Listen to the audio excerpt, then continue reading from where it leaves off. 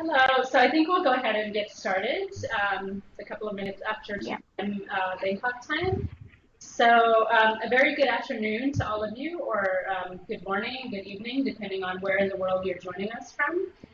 We're very, very pleased that you've decided to join this webinar, which is co-organized by UNESCO Bangkok as the Secretariat of the Network on Education Policy Monitoring in the Asia Pacific, or NEQMAP, and the OECD. I understand that we had about 70 to 80 people actually register for the webinar. So I see that the number of participants that have actually joined the call are increasing. So hopefully we'll get a few more as we proceed. And I hope also that the technology will cooperate. This is the first time that we're doing this with Skype for Business.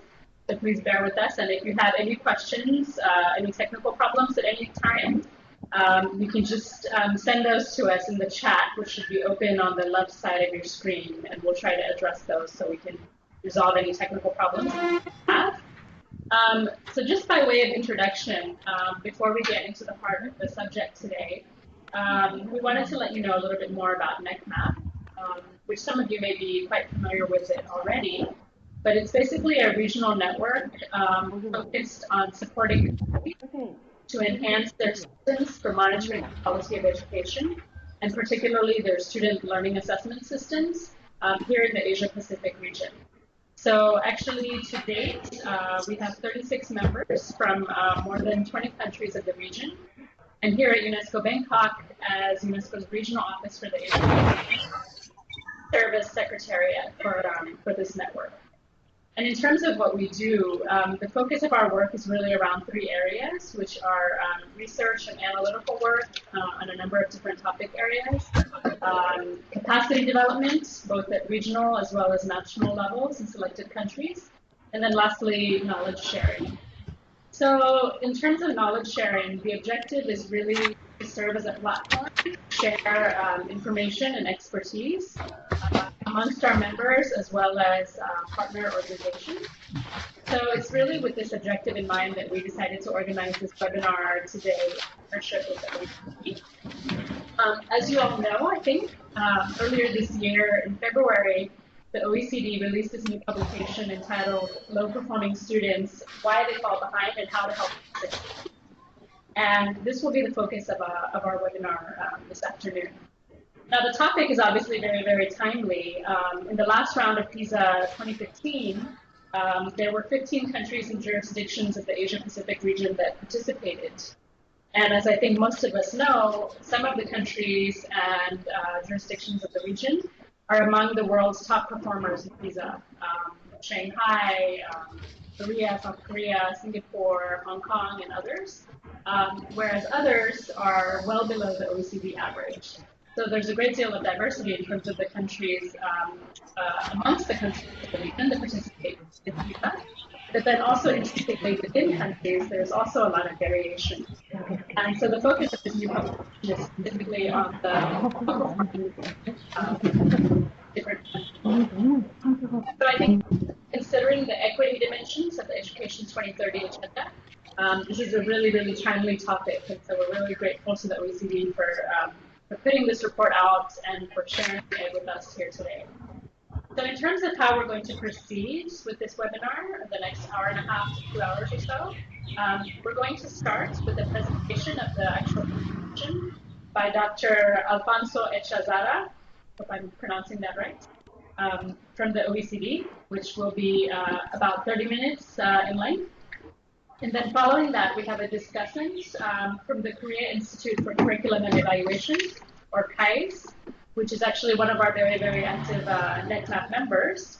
And that's specifically Dr. Lee Haewon, who's going to give us some reflection on the topic, specifically from the perspective of the Republic of Korea. And then after this, we're going to have dedicated time for questions and answers with both the colleagues and KICE. So a number of you have already submitted some questions or some comments, so thank you very much for those. But actually, anytime during the presentations, you can continue to submit via the chat function here in the webinar. So hopefully that will work. And then without further ado, then, I think we'll turn it over to Alfonso in Paris at the OECD, so that and start with your presentation.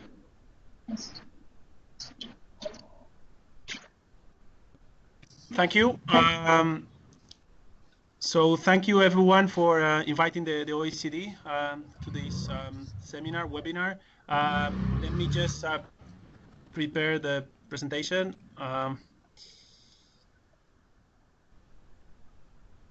Okay, so can everyone see the presentation? Yes. Okay.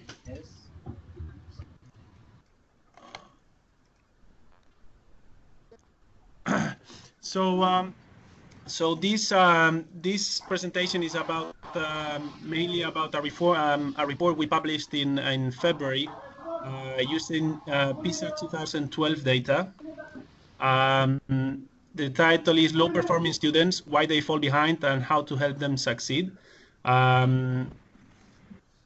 It's a report that previously we've never focused specifically on low performers, and this is the first time we've decided to write a report just on low performers.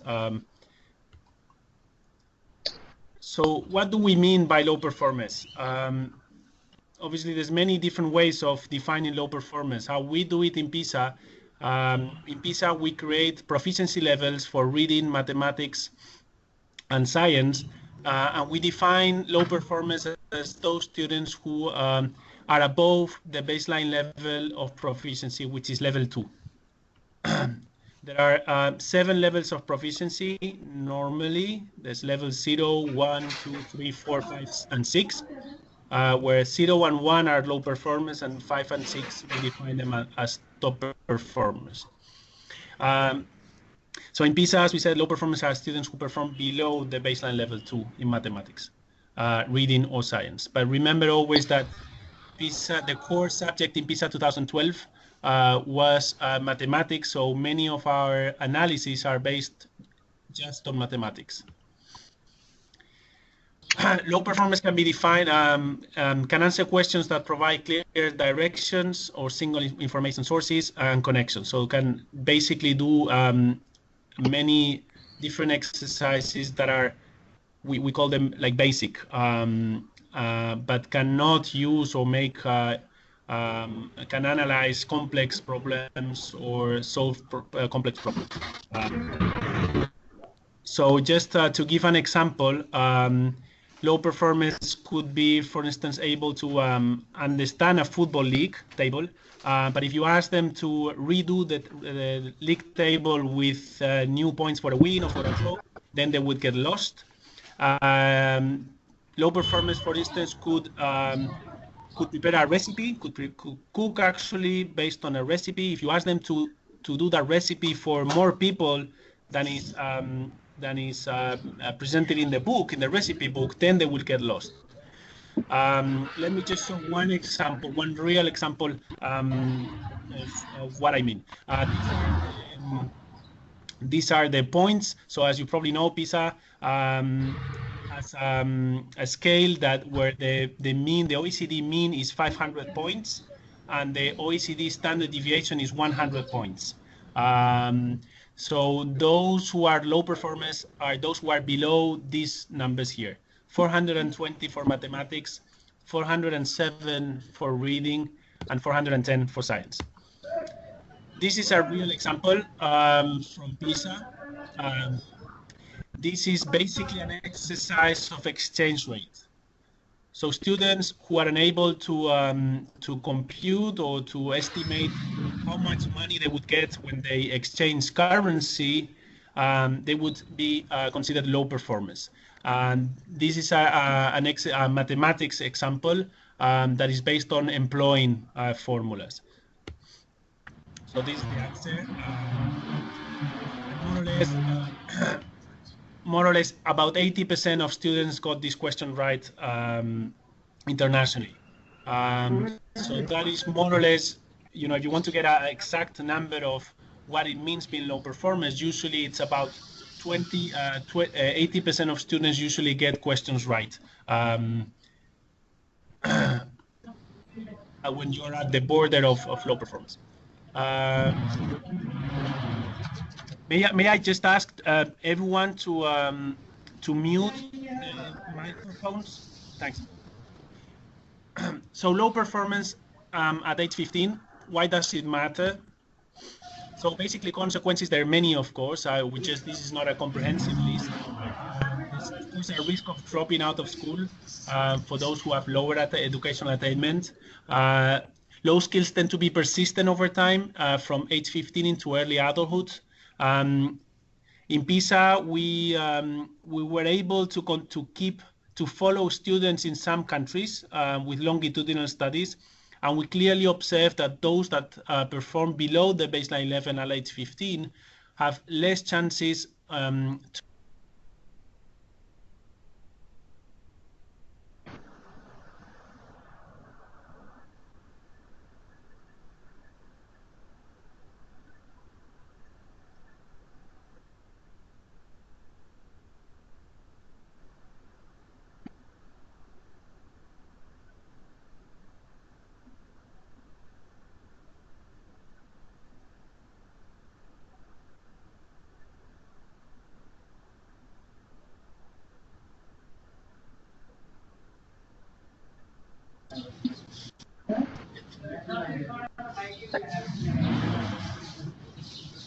Alfonso?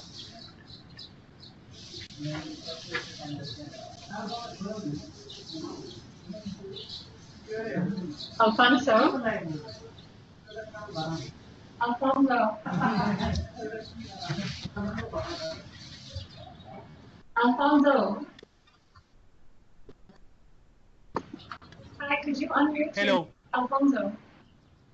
Can you hear me? Yes, you're back. Thank you. So did it stop long time ago?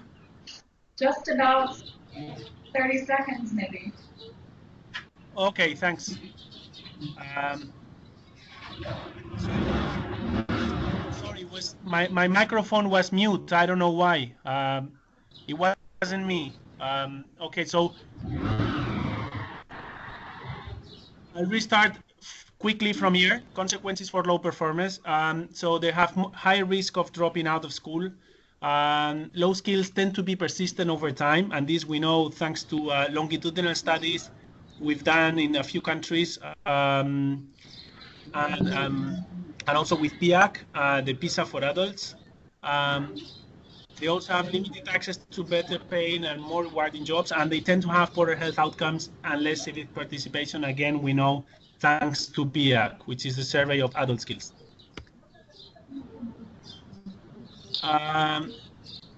So improving low performance across OECD countries and non-OECD countries can have huge impacts. These are the estimates from a working paper by Hanushek and others. And what can you observe is that the GDP, the current GDP could improve about 600% in the next 60, 70 years in lower middle income countries, only by increasing the baseline skills. If we also include everyone who's out of school in the school system, and we improve everyone's performance at least at the baseline level in PISA, then the improvement could be as high as 1,300%. Of course, this improvement will decrease as as countries, of course, their current performance in PISA and the current number of students in school is higher. So, for instance, for high-income OECD countries, the increase in GDP is estimated to be a little bit more than 100% if we got everyone in the school system and we improve the performance of every student above the baseline level. This is just a graph to show which countries improved their percentage of low performance. I mean, decreased, of course, which means improved the percentage of low performance in the last 6 years, depending on the subject. And the only message here, I mean, I've highlighted Asian countries, but the main message here is that the diversity of countries is enormous. We can find countries that started from a high performance, countries that started very low, We can find countries in different continents with different GDPs, different cultures, different languages. And just to highlight that, for instance, in reading, we find a high-performing country like Hong Kong, China, but we also find a low-performing country or low-performing country like Thailand. And in science, again, we find countries that have decreased the percentage of low performers in Hong Kong, China, and Thailand, and those, and also Japan and Korea, which of course have very different profiles. So how many are there? The basic question, and here is where, as you pointed out before, there's a huge diversity in Asian countries, in East Asian countries. The important message here is that absolutely every country has low performance, and every single country has to worry, has to tackle the problem of low performance. Even Shanghai, China, the world champion in PISA, has still like 3-4% of low performance. And here you can find on the left side countries like Indonesia, Malaysia, and Thailand, and on the right side you can find the typical top performers: Korea, Shanghai, China, Singapore, Japan, so on and so forth. So it's important also that there's a huge overlap between subjects. So students who are low performers in one subject have a very high probability of being low performers as well in other subjects. So as you can find, among the low performers, almost half of them are low performers in mathematics, reading, and science. And the one subject that is more specific is mathematics. Is one where there are a big number of students who only underperform, underachieve in mathematics. So something on the background.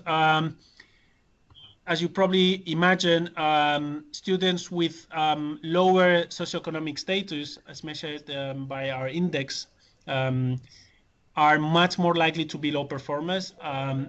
Across OECD, the chances are 7 times higher to be low performers if you are from a low socioeconomic status than if you are from a higher one. And this is valid for every single country in PISA. I mean, Liechtenstein is not significant because it has a tiny sample, and then the Netherlands is really the exception. But otherwise, even after accounting for other student characteristics, low SES students have higher probabilities of being low performers. About gender, the message is more or less the same as with average performance, but there's a tiny difference because boys tend to be more on the lower end of the distribution,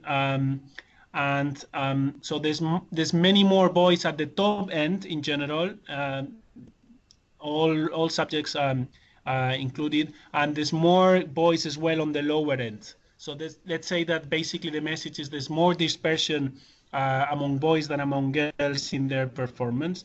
As you probably can imagine, students are less likely to, boys are less likely to be low performance in mathematics, are much more likely to be low performance in reading, are just slightly more likely to be low performance in science, and they're considerably more likely to be low performer in all 3 subjects. Again, the message is slightly different to the average performance. For instance, in science, in the average performance, boys and girls perform similarly, but boys have a higher probability of being low performing in science. So one important message of this report, and I think this is one of the key messages, is that the risk of low performance is cumulative over time. It's cumulative and multidimensional. So it's not just one factor. Of course, it's the accumulation of factors that make students to be low performers. So you can, this is just for mathematics. So if you're a girl, you have slightly more chances, immigrant background, different language, you live in a rural area, you come from a single parent household. This is an important element, a year of pre-primary education. So students with less pre-primary education are much more likely. And probably not surprising, those who repeated a grade or went to vocational track are also more likely. Here, of course, the last 2, you don't know if it's just reverse causality. So usually it's the opposite. Those students who have a low performance tend to repeat grade. A few messages on attitudes. low performers are more likely to miss learning opportunities. They're more likely to skip school, to skip classes, and to arrive late for school. And you can see this is true for almost every single PISA participating country. They're about 10-15% more likely, higher percentage points, sorry, to miss school. Of course, as you know, many East Asian countries, especially top performers, have very, very low truancy rates. And this is probably one of the elements or the reasons why they perform so high. On the other side, you find countries more on the Mediterranean side, or Latin American countries like Argentina, Italy, Turkey, Spain, so on and so forth. Skipping a whole day of school across the OECD is actually with 3 times more likely to be low performer. Of course, among the 3 elements we analyzed, this is the most serious one, skipping a whole day, school day. And remember, this is just on the 2 weeks prior to the PISA test. So, so it's not in the last year, it's just the 2 weeks previous to the OECD, to the PISA test. Again, more hours of homework. We know students who do homework are less likely to be low performer. The effect is quite significant, quite important. But after 4 or 5 hours per week, the chances more or less stay the same. And remember, these are just bivariate associations. These are basically correlations. But it's important to see how if there is an effect, the effect decreases with the number of hours. So there's a huge decrease in the likelihood when you do 1 hour of homework per week, when you do 2 hours compared to 0, 3 or 4. But once you get to 5, 6, it doesn't make too much of a difference, or so it seems. Low performers also say they are less perseverant, and this is true for almost every country. This is measured with the index of perseverance we created at the OECD. Indices usually have a mean of 0 for the OECD and a standard deviation of 1 for OECD students.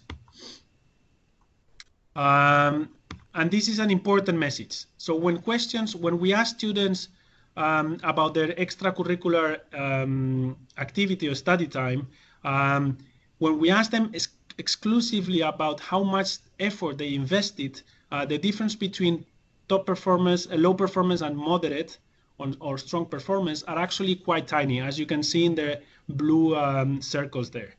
Those are the differences between low performers and better performing students.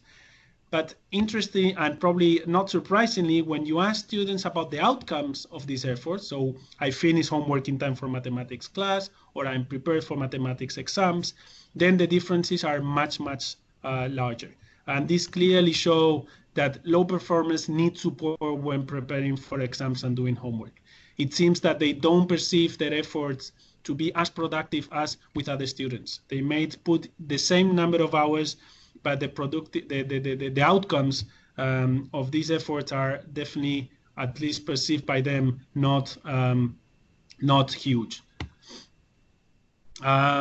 Also interesting is that low performers don't always participate less in mathematics.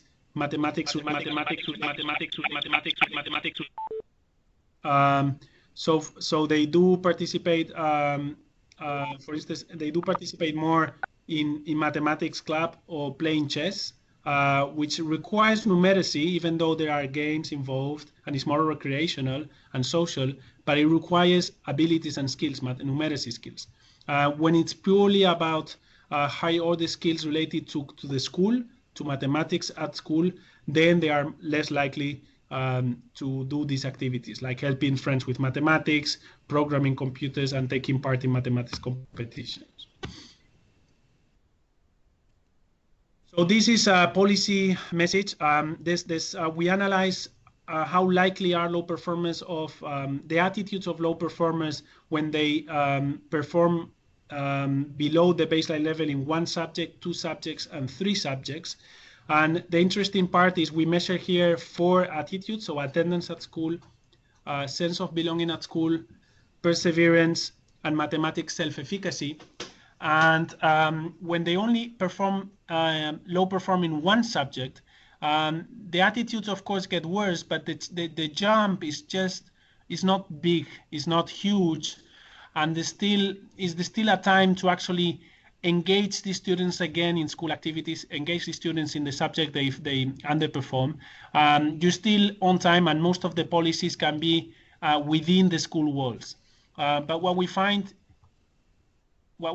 is once they go from 2 subjects to 3 subjects, you find students that are completely disengaged, that don't go to school, that we're even lucky that they actually took the PISA test, and there's very few or much less, fewer things that schools can do to re-engage these students in the school activities. Then you're really talking about policies that have to be educational and social and probably go beyond the school walls.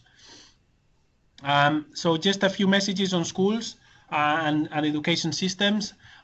So what we find also, we compare the percentage of low performers and high performers and top performers between countries. And what we find is that countries with more socioeconomic inclusion in schools, so that means that there's less concentration of low SES students in schools, have actually a lower percentage of low performers. And you might think this is only good for low performers, having a non-segregated and inclusive education system. Well, not really. Actually, it's true that for top performers, the association is not as big, but actually more inclusive, socioeconomic inclusive education systems also have a higher percentage of top performers, even, of course, if the association is much smaller.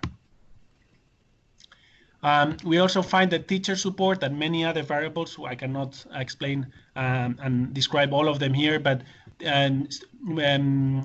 students in schools where teacher support is stronger are also less likely to be low performer. Not in every country, but in most of the countries analyzed. We also have teacher morale, student-teacher relationships. All these elements usually decrease the chances of being low performers. So this is what teachers can actually do. We also find, and this is a key element, I think, for Asian countries, Latin American countries, we know that increasing and improving the resources in the school system actually has a positive, or seems to have a positive association and effect when the resources, the starting point, are actually very low. So these lines are actually showing that the better the quality of physical infrastructure and the better the quality of schools' educational resources, the lower the percentage of low performance in mathematics, but only until you reach the OECD average. Once the quality of these resources are above the OECD average, we observe that increasing them more doesn't make too much difference. Now, the important point here from a country perspective is knowing exactly where they are in the quality of the resources. If they're too low, that means that just pouring money into the system might actually work. If they do it, if they invest in physical infrastructure, educational resources, if they're clearly above the OECD average, they have to be more careful and be more strategic in how they invest the money. This is again an important message. It's not just about how much money we invest and how much resources. It's also about how we distribute these resources. The more equitably we distribute these resources across the educational system, across schools, the lower the number of low performers. This is the orange line. But interesting enough, it's also the proportion of top performers increase in the system, and that's the yellow line. And even after we account for the average quality of these resources, we still find an association. And those are the blue lines. This is the last message, school autonomy. We've discussed a lot how important school autonomy is, not necessarily across every education system. This is probably more a message that works with countries that are above a certain level of resources, a certain level of the qualification of teachers. But actually, we find that education systems where there's more school autonomy tend to have lower percentage of low performers and also a higher percentage of top performers. Particularly, and this is again a system level correlation, this is analysis of countries, particularly when the responsibility is for curriculum and assessment. So that means that schools are able to decide what is being taught in class, and about resource allocation is that they can actually decide how they use the resources given by the government. Again, there's an important article on this topic clearly stating that it really depends on how prepared the schools, teachers, school principals to actually use this autonomy for an effective purpose. So not necessarily every school, every teacher, every system is prepared to grant more autonomy and really take advantage of this autonomy. And I think that's all. There's a few more slides on policy implications, but I prefer to keep them just for later, just in case there are questions on policy implications. Thank you a lot, and waiting for the next presentation.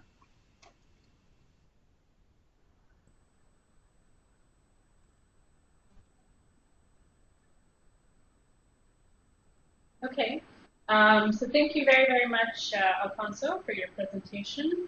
Now we are going to turn it over to Dr. Lee in Seoul, KICE, who's going to tell us about the perspective, the experience of the Republic of Korea when it comes to learning.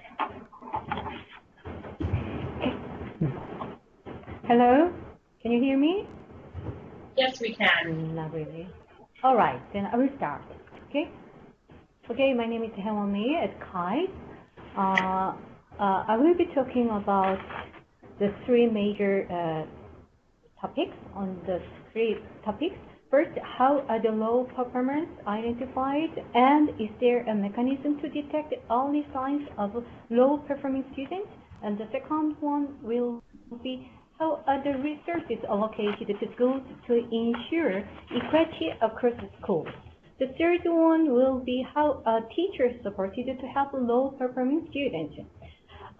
In doing so, I'm going to bring two examples of educational policy of Korea because these two represent three questions and will answer three questions quite appropriately. Yes. Okay. But I'm not going, I don't have to go back. Right. Okay, these are the topics I will be talking about. Okay, please go ahead. We can see your presentation. Right. The main point was I'm going to bring two examples of the policy to support lower achievers and lower performing students. The first one, yes. I'd like to stress that Korea has acknowledged the importance of identifying low-performing students at an early stage of learning through assessment and the importance of providing proactive educational interventions to support them at various levels.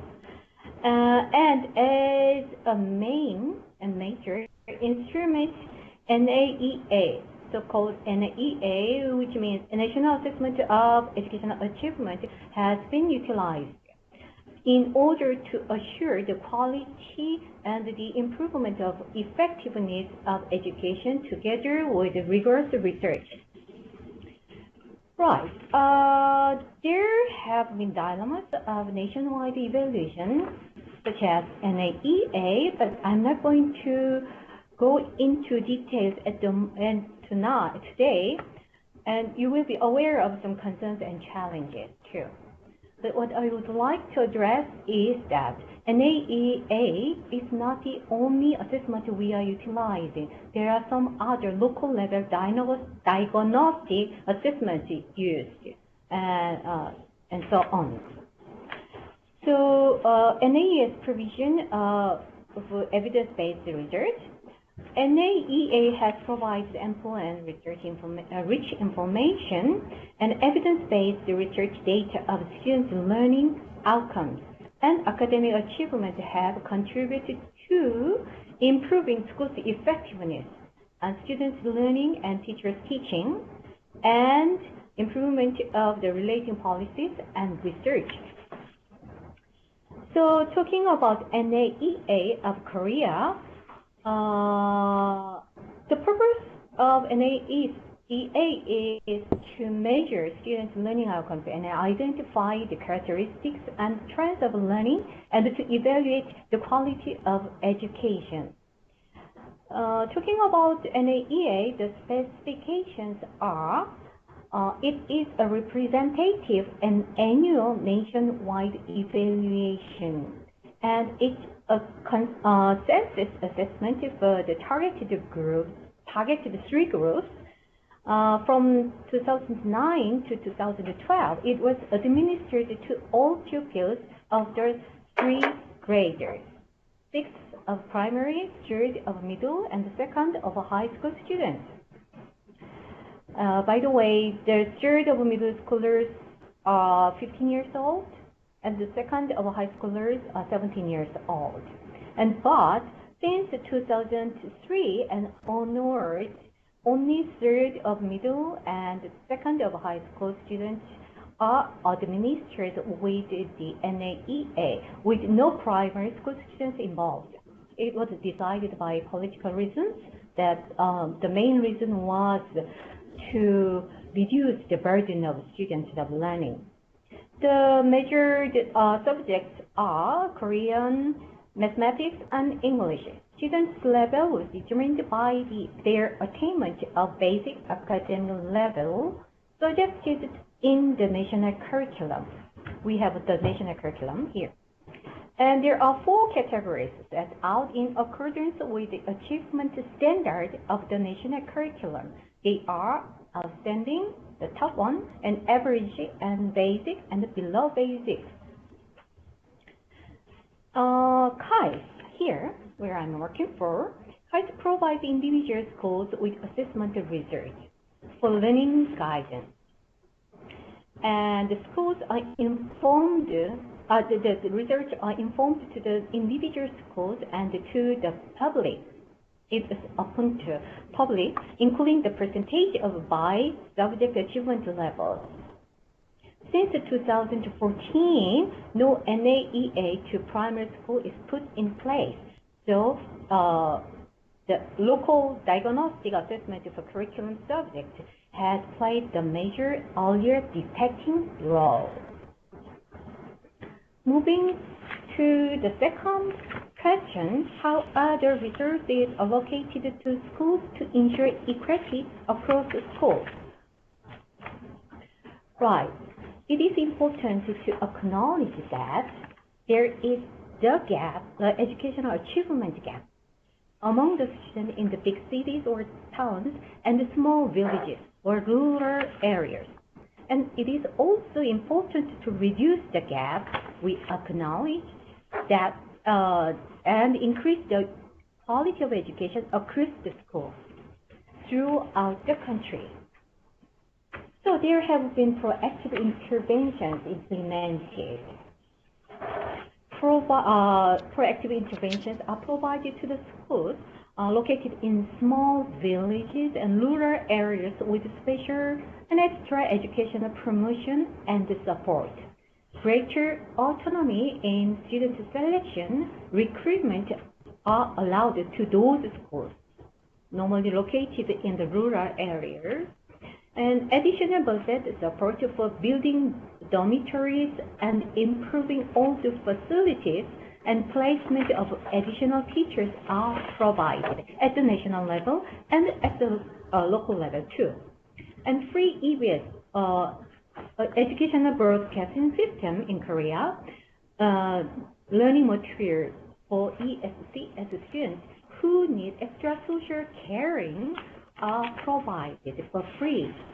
and operations of after-school programs in the rural areas with online content and distance education methods accompanied with ICT devices were provided. And also, we provide the high-quality programs available for all students in the country by supporting 1,000 new after-school program instructors, especially in rural areas and in the area with a high concentration of students from lower income and multicultural family background students. Right, moving to the third topic, how are teachers supported to help to support lower performing students? Well, in Korea, schools or teachers are not left alone, but their burden or their accountability are shared and supported within the educational system. The Schools for Improvement and Do Dream Schools are two representative policies to support, implemented to support low-performing students, and they explain how teachers are supported to support lower-performing students quite well. Right, talking about Schools for Improvement, I would like to provide you an overview of Schools for Improvement. Right, it was kind of a very proactive strategic intervention, and it was driven by a strong governmental initiative plan, so-called Zero Plan for Below Basic Level Pupils,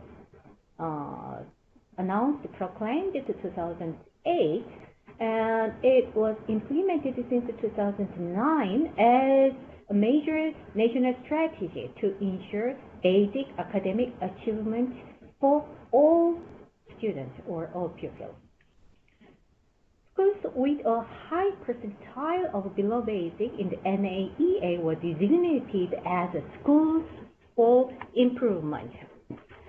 Right, either they can be designated by themselves, or they are designated by MOE, or they can self-apply for that. And Schools for Improvement were renewed as Do Dream Schools. I will be talking about that a bit later.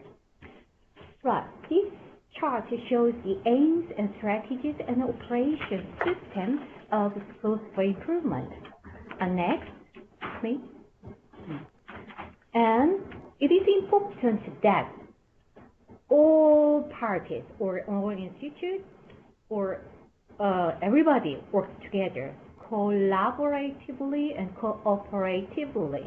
First, as you can see on the left top there, Ministry of Education, for example, they provide holistic and comprehensive strategies, and they support the systems for teachers and schools, which include design, the policy design, and they set fundamental principles, and they allocate expenditures, provide financial and administrative support.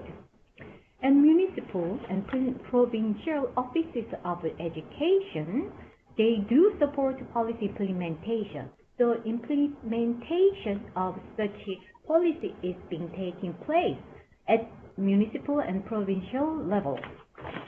So they provide financial support, but these offices of education, they are given more accountability and autonomy, and they provide administrative and human resources to each school throughout the country, and they do offer teacher education program and so on. So what we do in KICE and some other research institutes like KEDI, we do conduct very active research, and we do offer database implications for policy design and policy implementation, and we do support with on and offline instructional programs and teacher professional development programs, and we do provide many kind of materials and learning resources and so on. Then what do local communities and charities do? They work together, basically, for schools for improvement. Then, the accountability, what schools for improvement should do. They need to offer instruction in curricular subjects, and they also need to apply multi-dimensional systematic approach for underachieving pupils. You may wish it to call lower performing students, or those left behind as a result of not only cognitive ability, but also any difficulties including ADHD or depression and so on. The schools need to develop diagnostic and remedial programs and learning monitoring and management programs, and so on and forth. The reason that I'm talking about all these accountability of the given to the school is all these components are supported systematically and professionally. For example, For example, they needed to develop diagnostic and remedial programs, and school and the teachers should be involved. And we do, like the KICE, we do provide consultation for them, and we do work together, and we provide coaching staff, and so on. Moving forward for the second exemplar, the educational policy of Korea, which can represent how we support teachers to support lower achievers, is Do Dream School. If I may provide you an overview of Do Dream School, it's a more integrated policy. It is not completely different from schools for improvement, but it's a kind of continuing policy. And in order to systematically support to low achievers, we upgraded or we renew the policy to Do Dream School. Actually, Do Dream means Do Dream is knocking. So we knock the students to bring up their potentials, and we knock the door or in mind to communicate to each other, so to work together to improve the quality of education and to better support for lower achievers. And I will skip the other one. Then target schools are schools apply and municipal or provincial offices of education designate Do Dream schools. And mostly Do Dream schools are primary schools. 70% of them are primary schools. So we can say we try very hard to detect any learning difficulties in as early as possible. The supporting content is shown on the next chart here. This is the target student and the difficulties. The learning difficulties underachievers. I will skip this. We can come back to this slide later if we have more time. Then Do Dream support content. Various contents are dealt with in the systematic way and systematic manner in Do Dream School. The next chart shows the process of operation of Do Dream School at practice. And in short, for the third topic, we are talking about how we support the teachers to support lower performing students. Various kinds of multidimensional various support are provided. First, teacher education program for professional empowerment are provided, and activation of in and out school learning communities and workshops, seminars are taking place, and allocation of professional instructors and consultants for learning clinics, and the provision of consultants group to support Do Dream School operations are put in place, and utilization of peripatetic instructors and counselors are used. utilized. And we do offer parent education programs as well, and intra and extra school collaborations and networking, cooperating with the welfare and care centers, etc., including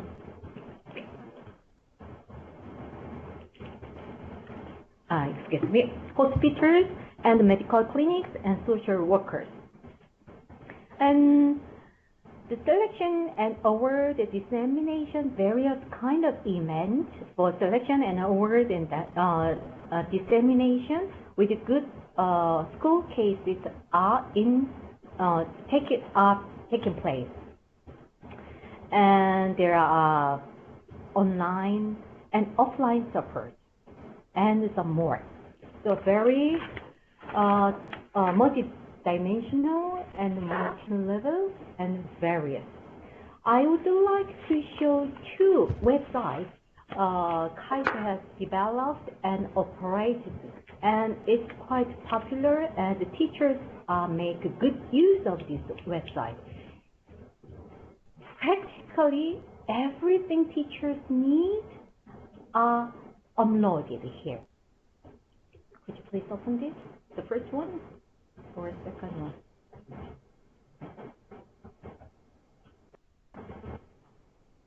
In the meantime, then, I have brought the materials we have produced for teachers. And for example, these, can you see me here?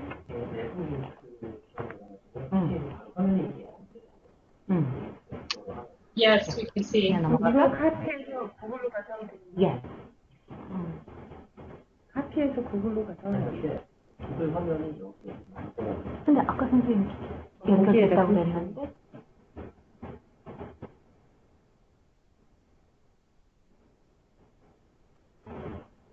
Right, it shows the first website we have utilized for teachers, and it's everything.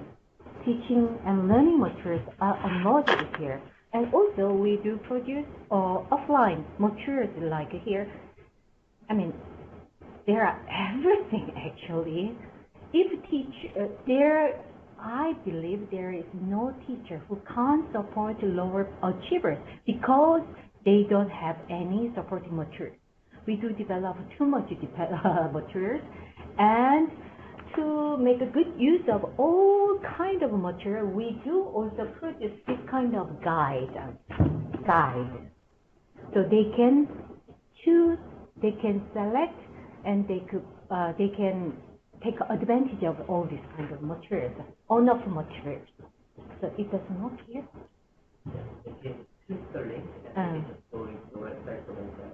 All right. Okay. Then have a look. These two websites. I know they are in Korean, but you can figure out what kind of materials are there, and you will enjoy exploring all the materials we have developed for teachers. Okay, so these are the two examples and representative policies that you can understand how we try to allocate all the resources available for schools throughout the country, and how we try to support the teachers who can best support low academic performers. Okay, right? That's it. That's all I prepared. Thank you very much. 감사합니다.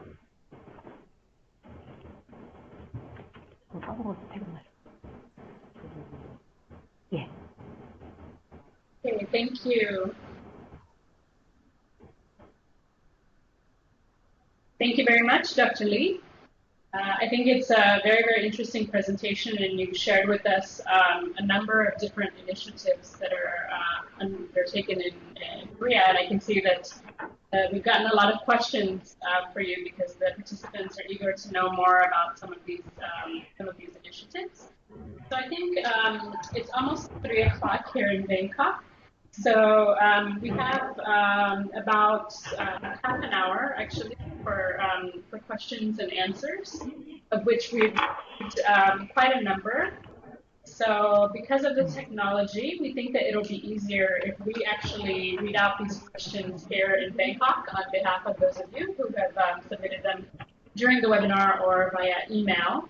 And some of them are addressed to Alfonso that are more general about the publication. And then, as I said, there's a number of questions for KICE, for Dr. Lee.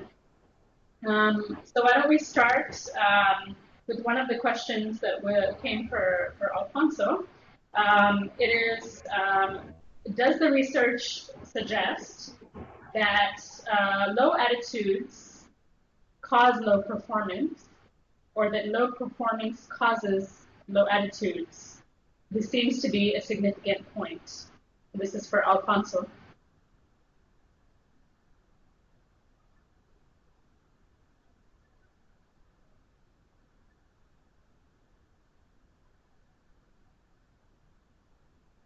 Alfonso, are you there?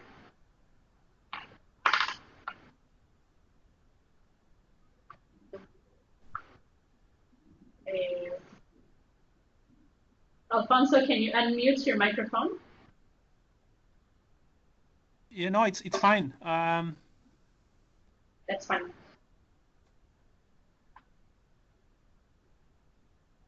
Oh, now you're muted again.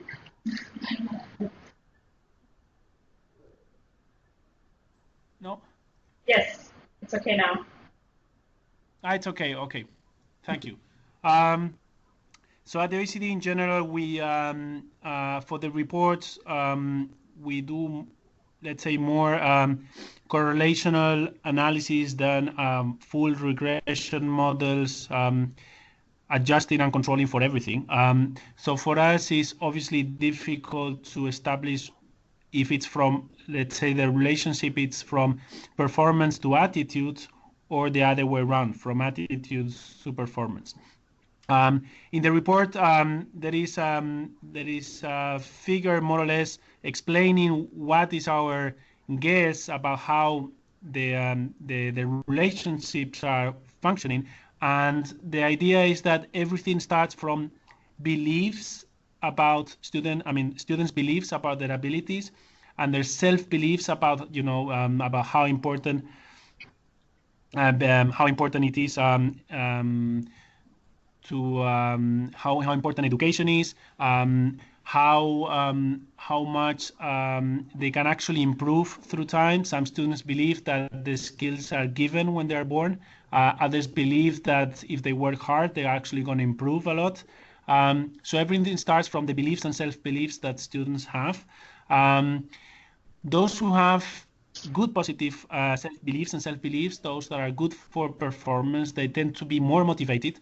And when you're more motivated, you tend to be more perseverant. And that's where you devote more time, more effort to studying. And then the final path, of course, is when you devote more effort and time, and that's what students can actually do, devote more time and effort. All other factors, which are, of course, sometimes much more important, they cannot control them. So this chapter, the chapter on attitudes, is really focusing on students and what students can actually do. There are many other things that matter, of course. And once they are motivated, they devote time and effort, then they tend to improve. And of course, once students improve and have a high performance, then they also tend to update their beliefs about self-beliefs about their self-efficacy and their ability actually to perform high. So everything is interrelated. We don't claim that it only goes in one direction. We believe it goes in both directions, from performance to beliefs, from beliefs to motivation, and from motivation to persistence, and from there to performance again. So it's a complicated map. We believe it's both directions are probably true. We don't know how much one matters compared to the other. But yeah, that's more or less our take on this. Thanks. Thank you. And another question for you, Alfonso. is whether you have any idea what are the factors within SES, within socioeconomic status, that contribute to low performance. So I think, in other words, can we unpack a bit more the SES dimension? And I think the person who posed the question wanted to know more about the elements that you're looking at within socioeconomic status.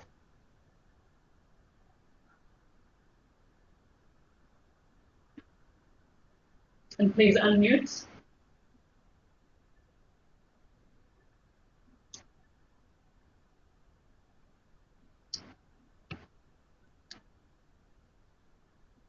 Can you unmute, Alfonso?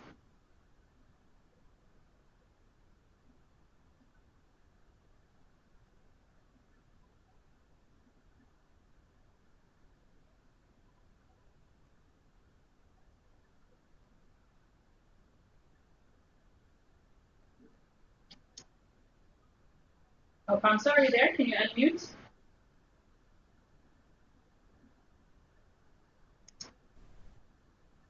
Okay, maybe while we try to resolve getting Alfonso back, we can address a couple of questions to KICE, to Dr. Lee. You can hear us? So we actually we had several questions actually about the aspect of the autonomy, the school autonomy that you referred to. So we wanted to, the question was to ask whether you could unpack a bit more the word autonomy, and autonomy in terms of student selection, which you mentioned as a strategy for some of the schools that have a concentration of low-performing students. So on what basis can these schools select students, and for what purposes? This was a specific question. Right. It must be basically to improve schools' effectiveness. So by giving them more autonomy and authorities to select their own students, depending on their own standards, then their teaching quality must be improved. So, for instance, for the middle school and the high schools in Korea, we have many different kinds of them. And all the selection process and procedures differ depending on the location and the school type and so on. So, so maybe it's to give more accountability to the school leadership. So I can't really explain all the details because I'm not specialized in the school system, and also the policy for the distribution of different kind of school types and so on are so changing, and I can't really catch up all these details. And the second one was, what's the second one? Well, I think you answered the question. One was a more general one about kind of how you define autonomy and unpacking the term of school autonomy. And then the second question was specifically asking about the basis on which schools can select students and the purposes, the rationale behind that. But I think you've addressed that. They can have their own test to select to recruit good students, and they can have additional profile assessment of candidate students, and so on. They can have interviews and so on. Yep. Okay. I hope that answers the question for the asked. Maybe another question that we got for you, Dr. Lee, is in terms of, well, I'll combine two questions because I think they're related. The support initiatives, programs that you mentioned for teachers. Someone wanted to know how accessible is all of this support for teachers, and whether the teachers feel supported in general in addressing low performance. Kind of a big question, I guess, but so that's one question. It's about support for teachers and whether teachers feel supported. And then the second question is a bit more general. It's across all of these measures that you've described, how are they being conducted, and are they noted to be successful? So I guess in other words, has there been any kind of evaluation or assessment conducted of some of these different policy measures that have been taken to address low performing students? Okay, let me go for the first one. How teachers understand their support. Right. As I showed you all these kind of materials, teachers, they can select, they can get any kind of materials online and offline, and we provide all kind of teacher training programs. For example, it's not only individual teachers, also principals and head teachers, and some master teachers, they needed to get training they needed to have their training sessions often and regularly on a regular basis. And also we try to encourage the teachers to create their own learning community in school and out school, so they can learn better to teach and to support lower performing students. For example, we talked about the learning clinics, and they needed to diagnose, they needed to detect learning difficulties as early as possible, and how they can make that happen. We have all kinds of materials here. For example, here, I'm not sure if you can see this clearly. To figure out their students' cognitive difficulties in learning, we have suggested teaching strategies for school teachers, and to encourage students' confidence and teachers, all kind of teaching strategies and teaching skills are set out here. The teachers, they can have a look here, and they can select any kind of forms or materials and research they can use. Here, also, we were talking about dissemination of a good example cases.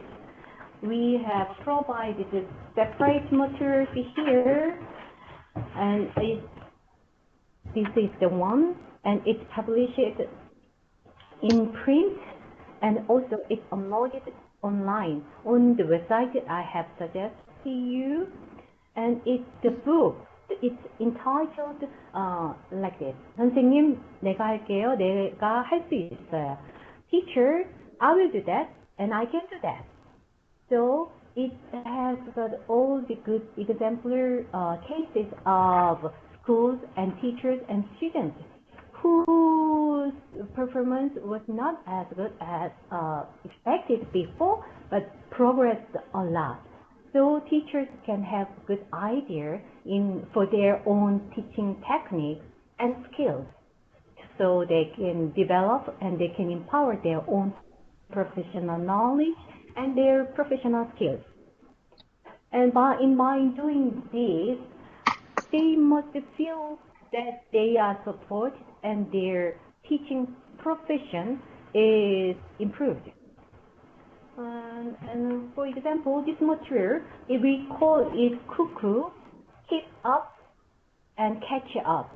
This site is specialized for lower, to support teachers and students and parents and everybody to help students whose academic performance is not very good. So if you have a look at this, and they showed all kind of strategies they can make use of in their own lesson right away, or depending on what kind of subject the teachers are teaching and what kind of students they are having in their class. By subject, by year, and by difficulties, and so on. It's been very well organized here. And everything is uploaded on the website. So it's quite accessible and very teacher-friendly, I guess. And when we develop this kind of materials for teachers, we don't work alone. We do work teachers together with the teachers. So all the resources and materials and the way in which we support the teachers are implemented and practiced teachers is for teachers and from the teacher's point of view, I believe. And we are trying. Okay? And the second question was? It was in general. Have I answered all the questions? The second question, I think, was more general in terms of across the various policy measures that you've given us an overview of.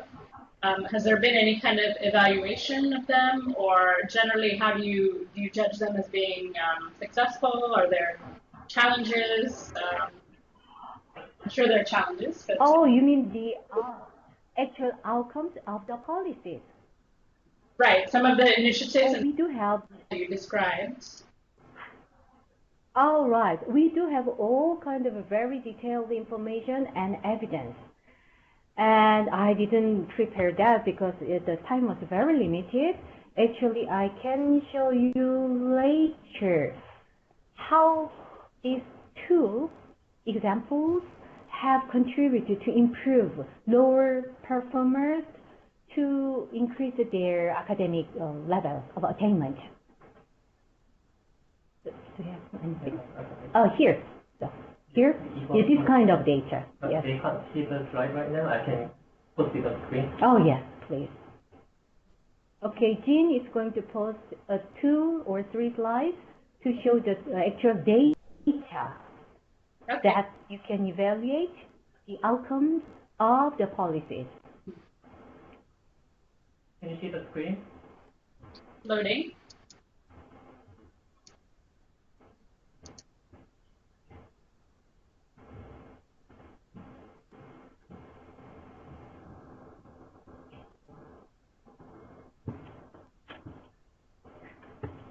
Yes, it's there. Okay, they're seeing the screen right now. Okay, good. Yes, this is the eval graph for the outcomes of schools for improvement, and shows how the supporting policies reduce the number of underachieving students. And you can see that from 2008, we had 7.2% of underachieving students, and by 2012, the rate of the underachieving students fell to 2.3. One second. Yes, there are only a few of rich data and evidence we have, and we do produce a report on such outcomes of the policy implementation annually. But there are still debates going on about the effectiveness of the policy and actual the efficacy or the efficiency of the policy. Still, there are a lot of criticism against NAEA and other assessments, like elsewhere. And we are aware of such kind of criticism and challenges.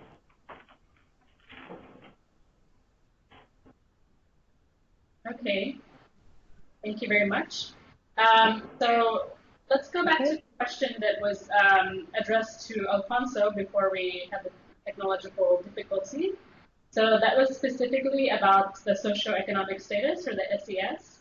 And the participant wanted to know if we know more about the specific factors within SES, within the SES dimension, that seem to be contributing to low performance.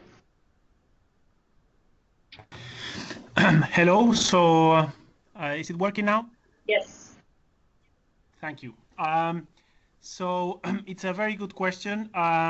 It's true that our index, actually, we include many different things. So it's the PISA index of economic, social, and cultural status.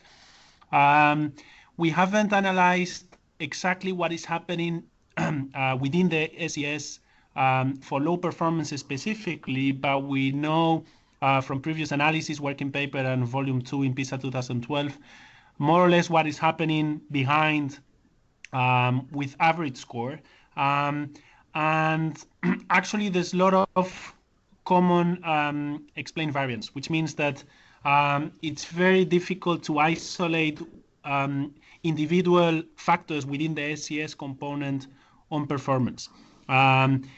If anything, I mean, of course, it varies between countries.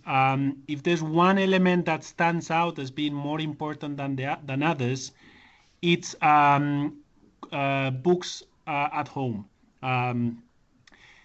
That's the most important one.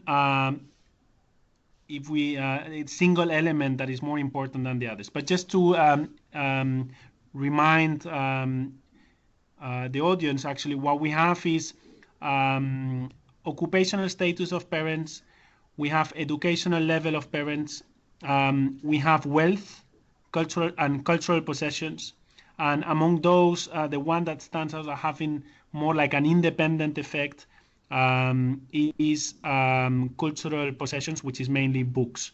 All the others are mainly so correlated between them that what we find is that altogether they explain a lot, but no single element explains a lot. But again, it has to be done country by country. There's a figure, very nice figure in volume 2, PISA 2012 initial results, and for each country would be different. But the common explained variance is the biggest chunk, let's say, of it. Thank you. Also addressed to Alfonso, we have a couple of interesting questions that we got actually prior to the webinar from the Philippines and Thailand.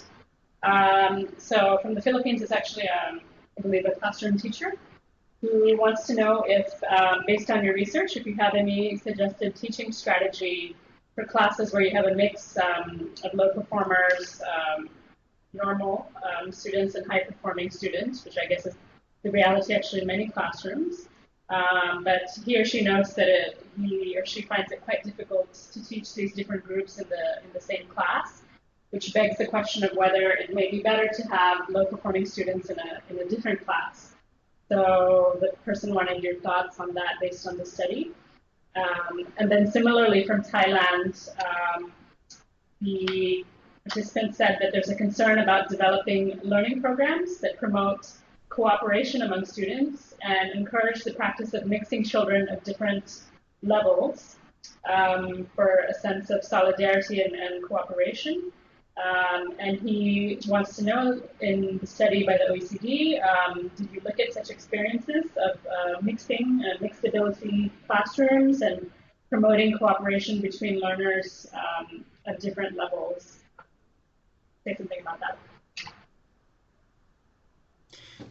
Thank you. So this is a very interesting and complex issue. I think that is, in our report, we do analyze ability grouping, which is mainly what is behind these questions. So if schools should actually mix students of different abilities, or should actually create ability grouping within schools of different skills or different performance levels. I think what we generally observe, of course, is that ability grouping is associated with more low performance at the school level, but this is just a bivariate association. So, of course, we don't know if schools who already have students with different abilities tend to do more ability grouping, or the opposite. Schools who decide to do ability grouping tend to create this difference in performance. I actually would like to go back and look at the literature review. What we find actually is studies on both directions. In MIT, the J-Lab has done many studies, and they tend to support ability grouping, and they are based on experiments. But we also have other cases where actually mixing students in the same class seems to be working, of different abilities. Of course, once you have students of different abilities in the same class, if they're not too different, maybe you don't need to work too much with differential instruction. Once the abilities are too different from each other, then you might need to work more individually with students. You might need to make students work with themselves and between them, and then try to target students who are underperforming and work more with them. But this is a very complex issue. I think each country has found different ways of solving this problem, and the main element behind is that, on the one hand, we know there are peer effects, so we know that students can actually benefit from sharing the same class with better performing students, at least in terms of performance.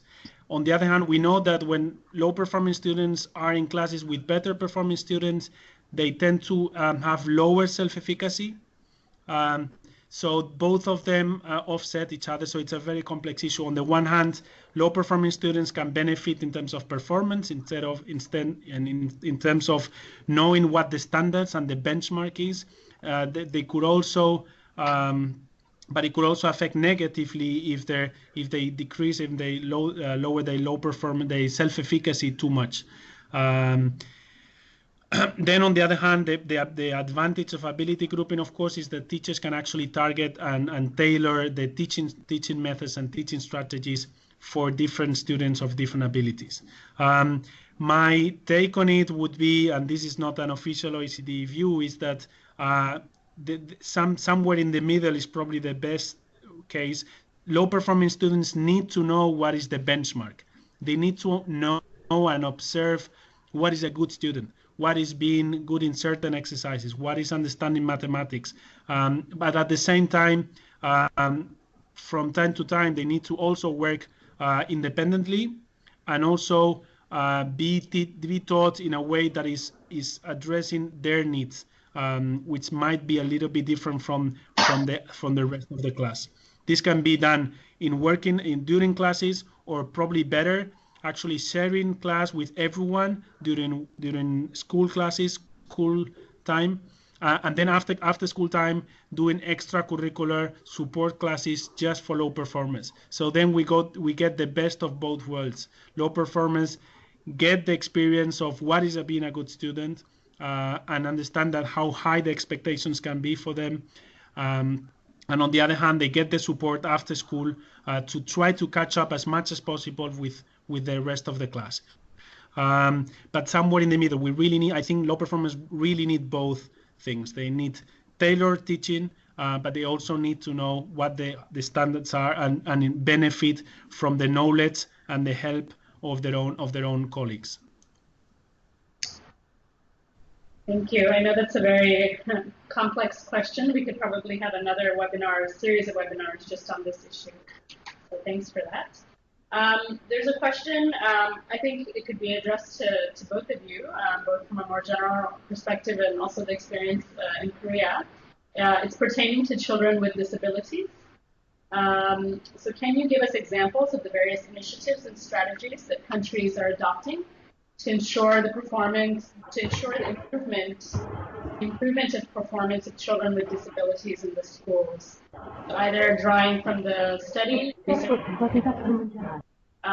the experience in Korea, addressing the performance of students with disabilities.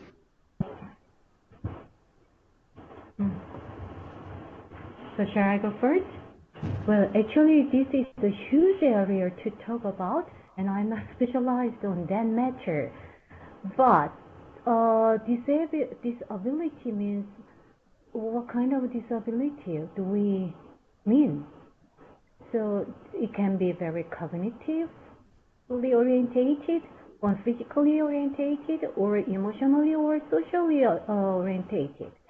So at least what I can say in answering that question at my personal level, that we try to detect and identify and analyze exact factors that create learning difficulties individually in cooperation with doctors and specialists and psychologists and so on. And the factor, there is no one single factor that creates learning difficulties. But there are many kind of factors interrelated to each other. So that's why we utilize many different kind of support for low achievers and for the teachers who supported those students at many different levels. The two policies I was talking about were the major support, systematic support that is implemented at government level, at the national level. And there are many different and deferred systems implemented at local and individual school level. Yeah, that's my answer. Do you have anything you would like to add more? Yeah, I know this is not sufficient to answer the question, but it's a rather too good question to answer and too comprehensive. Thank you. Alfonso, did you have any thoughts on this point?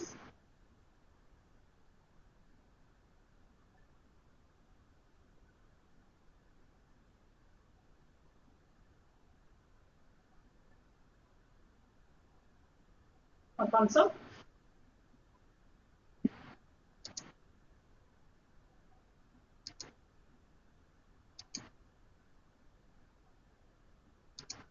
Alfonso, are you mute? It looks like you're on mute again, or perhaps? Yeah, it doesn't. Okay. Can you hear me? Yeah, it's okay now. Okay, sorry, I'm having some problems. So in PISA, we actually ask students. We actually have a sample for students with disabilities.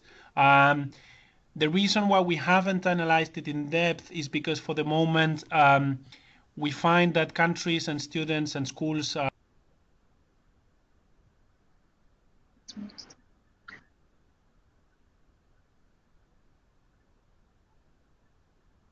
Hello?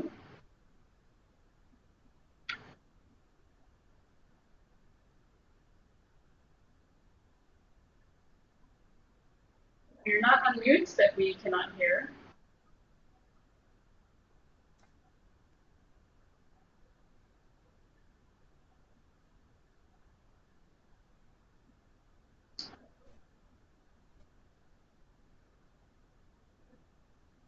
Alfonso, are you there?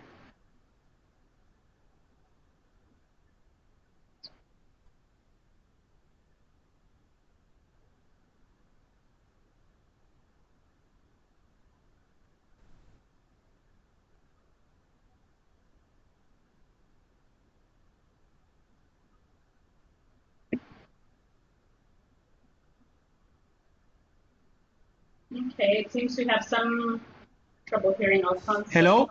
Oh, you're back, okay. Can you hear me? Yes.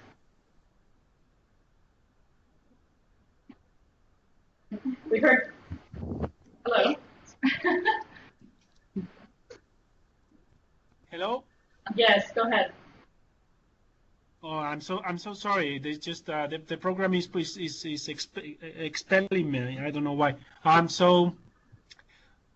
So actually in PISA, the problem we have is that even though we ask schools and students to say if they have a certain disability, it's not comparable across countries.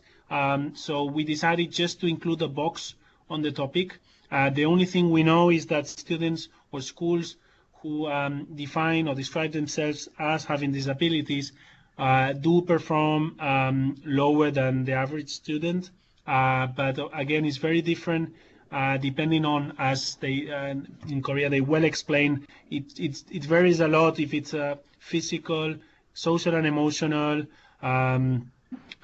psychological and so on disability, and we haven't addressed specific policies on this issue. Of course, I've read a lot on the literature, but I think it's probably not the moment to discuss the literature here. But just for people actually to know that we actually have data on students with disabilities. I think for some countries the data is of high quality, but if you want to compare across many different countries, there might be some issues because some countries define it in different ways. And one way of, we more or less can assume that the percentage of students with disabilities is not extremely different across countries, but in our sample we find that the percentages actually vary a lot, particularly when it's about social, emotional, psychological disabilities. Thanks. Thank you. So it's now 3:30 here in Bangkok. So we've had about 30 minutes for questions and answers. We still have a number of questions that we haven't had a chance to ask, but in view of the time, we are going to propose that actually perhaps we can compile the outstanding questions and share them with the two speakers, and then when we send out the record of the webinar, we can give your answers to those specific questions just in the interest of time. It was hard to choose among so many interesting questions, but we tried to pick those that we thought were particularly interesting vis-a-vis the topic of the webinar. So with that, we would like to thank Alfonso and Haewon Lee in Paris and Seoul, respectively, for joining us today for this webinar. I know the technology was not always very cooperative, but I think we managed to get through it okay. And we started with about almost 35 participants, and we still have 24, it looks like, including ourselves, that stuck with us. So I think that's, considering the locations that we're in and the internet issues, I think that's pretty good. So we have actually been recording this. So we're planning to actually put it together in the form of a video so that anyone who either dropped out at some point or had problems hearing, you'll be able to look at the video. And we would also be sharing the presentations from the two speakers, from the two colleagues, so that everyone can look at it at their leisure when they have more time. So thank you very much again to all of you for joining us on behalf of UNESCO Bangkok, and thank you to the OECD for working with us to organize this webinar. And we wish you all a very nice weekend.